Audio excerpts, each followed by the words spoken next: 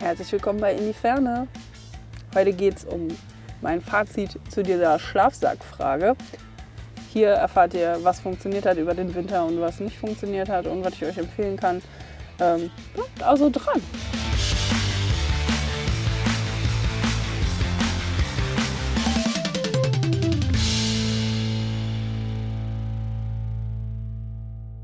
Ich habe ja in diesem Camper keine Standheizung verbaut, deswegen ist der Schlafsack das Kernkonzept das Kernelement meines Heizkonzepts. Und mein ehemaliger Schlafsack hat mich nur bis 1 Grad gebracht und dann kam er an seine Grenzen. Und dann habe ich euch um Empfehlungen gebeten und selbst ein bisschen recherchiert und dann habt ihr mir, ganz viele haben diese Carinthia Defense Schlafsäcke empfohlen, 4 und 6, wie sie sich unterscheiden und so, das klären wir gleich. Und viele haben immer diesen Normani Antarktika genannt. Den habe ich mir geholt und getestet und wie der sich so bewährt hat und wie der performt hat, das erfahrt ihr jetzt. Also ich hatte einen Deckenschlafsack von Fridani, der bis plus 1 Grad den Komfortbereich hatte. Der ist ein Polyester-Schlafsack und ich würde sagen, so bis 2 Grad, 3 Grad, irgendwo, wo man nicht in Gewässernähe ist, hat der auch tatsächlich funktioniert für mich. Aber wir sind ja zur Eifel gefahren, den Vlog verlinke ich euch hier. Und da waren wir am Ruhrstausee. Und da man da in der Dämmerung, also abends und morgens speziell, die Feuchtigkeit hatte, die da... Wir waren ja... Wir standen am Ruhrstausee und da hast du ja Feuchtigkeit, die dann in der Dämmerung morgens und abends auch hochsteigt und so in der Luft ist und die Kälte ein bisschen anders macht. Und wir hatten 2 Grad, aber laut Wetterangabe gefühlt minus 4 Grad und das war auch echt unangenehm. Ich meine, klar, ich habe auch vorher ein kleines bisschen Alkohol getrunken, aber es war wirklich nur wenig. Und das war übrigens so witzig, dass ihr alle dachtet, ich wäre betrunken von den, keine Ahnung, 4 Zentilitern Gin, die wir da reingekippt haben. Ich war einfach nur gut drauf, nicht betrunken. Aber solange es euch erheitert hat, alles cool. Naja, auf jeden Fall, der Alkohol hat bestimmt ein bisschen dazu getan. Dann, dass wir vorher noch irgendwie 3 Kannen Kaffee vorm Schlafengehen getrunken haben. Und dass es ein Deckenschlafsack war. Und dass er natürlich bei diesen Temperaturen dann mit seinem Komfortbereich an seine Grenzen kam. Dann habe ich mir einen anderen bestellt. Und zwar den Antarktika von Normani, weil die ganzen Frostköttel mir den empfohlen haben. Und ich bin normalerweise nicht so krass ultra empfindlich, was Kälte betrifft, wenn ich draußen auch wirklich unterwegs bin und mich bewege. Aber offenbar bin ich biologisch einfach eine Frau und meine Körpertemperatur ist ein bisschen niedriger, als ich gerne hätte, dass sie wäre. Denn ich bewege mich entsprechend viel. So, das heißt, ordentlicher Schlafsack. Man sollte es nicht unterschätzen. Gestern hat mir auch wieder jemand geschrieben auf Insta, ja, ich habe mir jetzt so einen Transporter gekauft, der ist noch nicht ausgebaut. Ich wollte einfach Schlafsack, Isomatte reinwerfen und dann haben mich irgendwie Freunde darauf hingewiesen, dass man bei so Minustemperaturen, minus 2, 3 Grad auch vielleicht mal unbemerkt einfach erfrieren könnte und wegen Unterkühlung. Und dann wollte er von mir wissen, ob er das machen soll oder nicht. Also, es kommt auf euren Schlafsack an, ne? Transportermann, guck auf den Komfortbereich deines Schlafsacks. Wenn der nur bis 2 Grad geht, benutze ihn nicht, wenn minus 3 Grad ist. Auch wenn du eine Decke hast, ist das, sagen wir mal, ambitioniert. Es kommt drauf an, was für eine Decke. Hast du eine Baumwolldecke, Daunendecke, Mikrofaserdecke? Nimm dir doch einfach was mit, damit du nicht erfrierst. Also es drauf ankommen zu lassen, fände ich jetzt vielleicht eher unnötig. Zur Auswahl hatte ich diese Carinthia Defense Dinger, 4 und 6 vor allem. Und Normani Antarktika. Ihr habt mir aber auch einen Grüzi-Bag genannt, irgendwie, aber das ist schon wieder eine andere Preisklasse. Auf jeden Fall den Schlafsack, den ich vorher hatte, der hat, ich glaube, 80 € oder so gekostet. Und die Carinthia Defense-Dinger, die bewegen sich zwischen 140 und 190 € so ungefähr. Und den ich mir jetzt geholt habe, der Normani Antarktika, der ist so bei 90 €. Also alles so ungefähr grob noch ähnliche Preisklasse. Diese Carinthia Defense-Dinger sind die Bundeswehr-Schlafsäcke. Und wie die sich unterscheiden und so, kommt halt drauf an, welcher Temperaturbereich.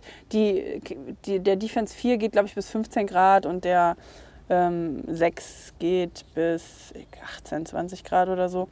Und die sind alle mit es gibt so eine spezielle Technologie, von einer künstlichen Daune. Das heißt, es ist keine echte Daune, aber hat die Wärmeeigenschaften wie Daune und verhält sich aber, wenn es nass wird, verliert dann die Wärmeeigenschaften nicht. Das sind diese Carinthia Defense Dinger sind wohl alle mit dieser Technologie gefüllt oder mit dem Material. Normalerweise den ich vorher hatte, war ein Polyester-Schlafsack und so einen habe ich auch wieder, Polyester-Schlafsack mir geholt. Großer Vorteil, wenn es nass wird, anders als bei Daune, verliert er die Wärmeeigenschaften nicht. Aber es ist halt nicht so eine Mischform und da bezahlt man vermutlich auch aus diesem Grund die 50 bis 60, 70, 80 Euro mehr, weil man da die Technologie mit bezahlt, ne? Dass du dann halt irgendwie leichter sein kannst. Du brauchst nicht so eine große Masse wie jetzt bei dem. Aber muss man halt wissen, ob einem das wert ist oder nicht. Riesiger Unterschied zwischen den Defense-Dingern und dem Normani Antarctica. Die sind Mumienschlafsäcke. Die sind außen, haben die eine Naht und der Schlafsack-Zipper ist oben drüber. Das heißt, erstens kannst du in den Dingern nicht laufen. Du kannst nicht mal eben unten einen Schlafsack aufmachen und durch die Gegend rennen. Du kannst es nicht als Decke benutzen. Du kannst nicht einen anderen Schlafsack daran anschließen. Du hast diesen sehr, sehr engen Raum, was gut ist für die Wärmeeigenschaften, Isoliereigenschaften. Aber wenn man sich irgendwie bewegen will, geht so. Oder wenn man generell das nicht so mag. Vorteil ist, die haben über dem Reißverschluss oben so eine Abdeckung, dass der Wind da nicht so einfach durchziehen kann. Hat der Antarctica nicht. Und die sind halt auch leichter und kleiner. Die haben deutlich geringeres Packmaß als der Antarctica. Und ansonsten so vom Temperaturbereich kommt man zumindest in ähnliche Nähen. So der Antarctica hält bis minus 25, 20, 25 mit und ohne Inlet. Jetzt kriegt Henning einen Tee.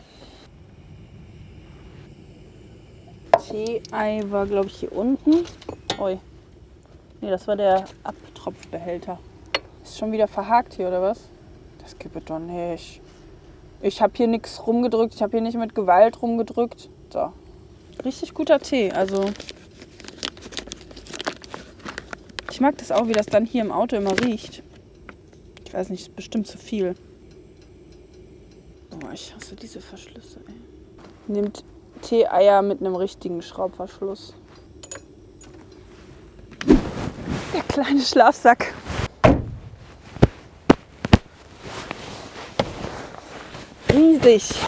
Riesiges Teil. Aber war hammergeil da drin zu schlafen. Hier, der hat ja hier so ein Inlet drin.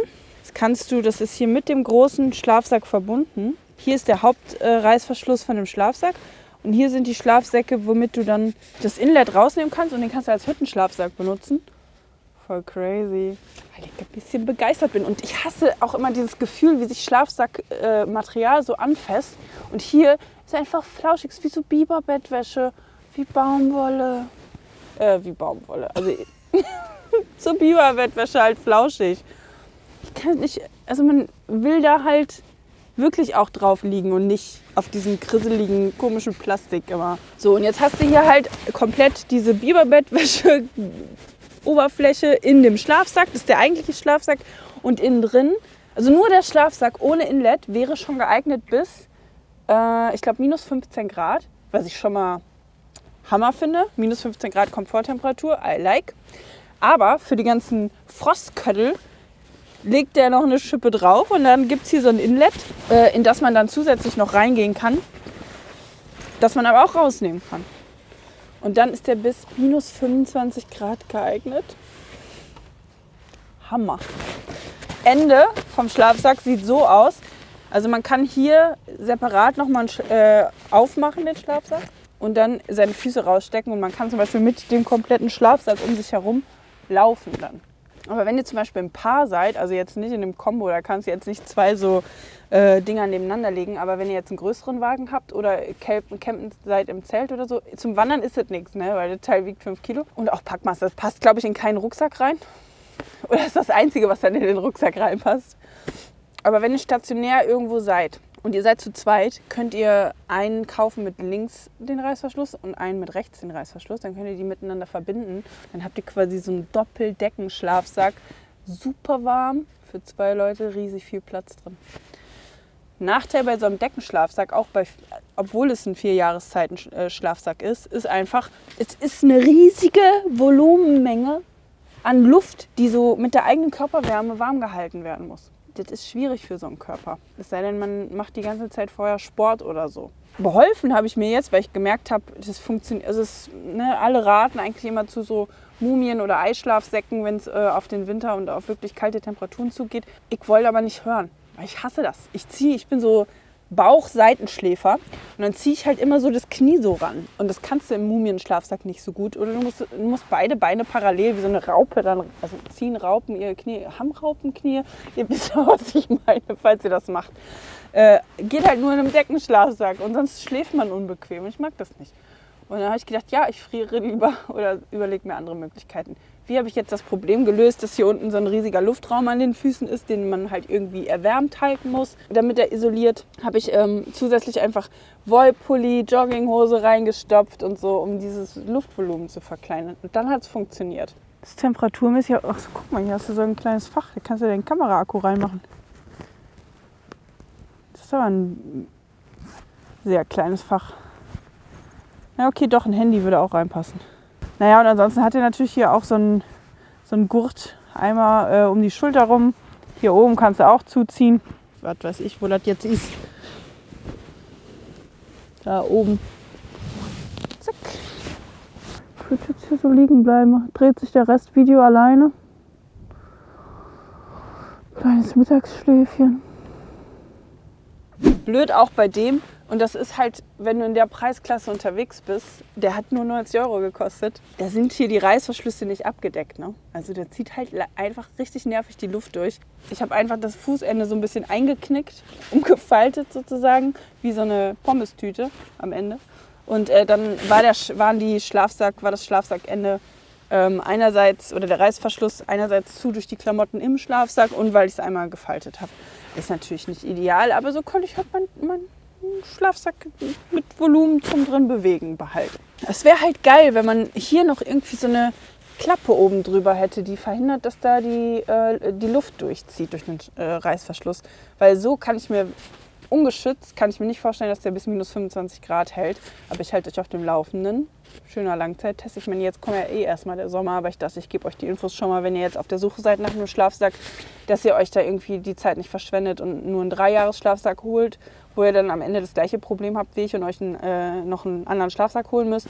Lieber direkt in was Vernünftiges investieren. Ob der so vernünftig ist, bisher wirkt es so, aber auf lange Sicht muss man halt gucken, ne? Und für den Einsatzzweck. Ein großes Problem, der ist gerade einfach überall ausverkauft. Ständig, immer wenn ich geguckt habe, war der ausverkauft. Und dann irgendwann habe ich auf der Webseite von Normani selber geguckt und dann war er plötzlich verfügbar. Und offenbar ist es auf Amazon und so, in den verschiedenen Shops auch so. Der ist immer mal wieder für ganz kurze Zeit verfügbar und dann wieder ausverkauft. Also müsst ihr einfach irgendwie einen Blick drauf haben oder Benachrichtigungen aktivieren, dass ihr Bescheid bekommt. Und, oder auch so mal einfach bei Normani fragen. Und dann war aber leider angegeben, erst nachdem ich bestellt habe, Lieferzeit 4 Wochen.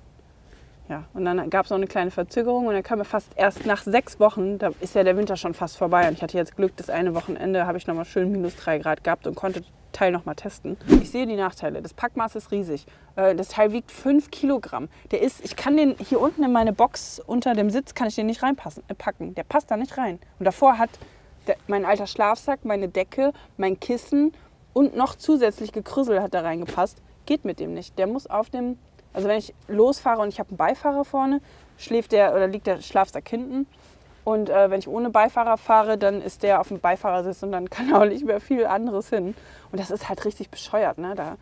Wenn du mit einem Minicamper unterwegs bist, ist das eigentlich schon hart grenzwertig. Aber wenn ihr was Größeres zur Verfügung habt und da eine Lösung für ohne Standheizung braucht, würde ich sagen, für die Frostköttel scheint mir der eine gute Wahl. Warum liegen hier eigentlich Schamottsteine, fragt ihr euch vielleicht. Weil wir gerade noch ein Video für euch aufgenommen haben, mein Fazit zu den 5 Heizmöglichkeiten. Ich habe die ja den Winter über getestet, verlinke ich euch hier oben. Mein persönliches Fazit, Mumienschlafsäcke wären vermutlich die clevere Wahl für, wenn man auch im Winter ohne Standheizung unterwegs ist. Mit Deckenschlafsäcken kann man machen, muss man bestimmte Nachteile in Kauf nehmen. Oder wenn man halt bestimmte Anforderungen dran stellt, wie jetzt das mit dem Platz oder so, muss man halt gucken, aber geht auch. Zumindest hier diese minus 3 Grad Nummer und so war mit dem ohne Probleme zu machen. Und ich kann mir sehr gut vorstellen, dass das auch ohne Probleme noch sehr viel weiter nach unten geht, weil es extrem warm war, aber ich habe nicht geschwitzt, es war einfach angenehm. Und ich habe nicht einmal irgendwas an Heizung angehabt. Ideal. So, wenn ihr auch wenn ihr den auch habt, den Antarktika, sagt mir mal, ob ihr auch so krass positiv überrascht wart, als ihr das Material hier, das Innere, zum ersten Mal gefühlt habt. Weil man irgendwie dieses klassische Schlafsackmaterial erwartet und als das nicht kam, muss ich schon sagen, war so ein kleiner Highlight-Moment, kleines Highlight. Schreibt mir mal in die Kommentare, ob ihr an dem vielleicht auch Nachteile entdeckt habt. Würde mich interessieren. Ein riesengroßes Ding bei dem Schlafsack, Riesenvorteil, wenn es zu warm ist, kann man den ja einfach aufmachen und wie eine Decke benutzen. Das heißt, man kann erstmal Schritt 1 das Inlet rausnehmen und den Schlafsack nur so benutzen. Oder man macht den Zipper auf und legt halt die Decke einfach nur so drüber, dann hat man halt eine riesige Decke. Also so kann man auf jeden Fall auf verschiedene, auch kältere, auf verschiedene wärmere Temperaturen regulieren. Nicht, dass ihr denkt, dann habe ich ja jetzt so einen 4-Jahreszeiten-Schlafsack und weiß gar nicht, ob ich da nicht zu dolle drin schwitze. Leute, die nicht so schnell frieren oder Leute, die schnell schwitzen, werden den, glaube ich, zu warm finden. Aber ich glaube, dass man doch eine große Temperaturspanne damit regulieren kann und da gut durch diese verschiedenen Temperaturphasen kommt. Henning, Tee? Wenn solche Erfahrungswerte für euch hilfreich sind, würde ich mich sehr freuen, wenn ihr diesem Video einen Daumen nach oben geben würdet. Denn ich hoffe natürlich, dass das für euch hilfreich ist. Aber weiß ich nicht. Dann weiß ich das. Wenn ihr jetzt Anfänger seid, verlinke ich euch hier oben mal alles so zu den Tipps und Tricks zum Camping, die ich so gegeben habe bisher. Und hier unten die Playlist zu Camping Equipment. Also alle Basic-Fragen werden da eigentlich beantwortet. Alles, was sich so bewährt hat, zeige ich da und warum. Könnt ihr mal reinschauen. Ansonsten würde ich sagen, das war ein Video von In die Ferne. Mein Name ist Chantal Stauder. Der Mann hinter der Kamera ist Henning Westerkamp. Und wenn ihr mögt, sehen wir uns hier nächste Woche wieder.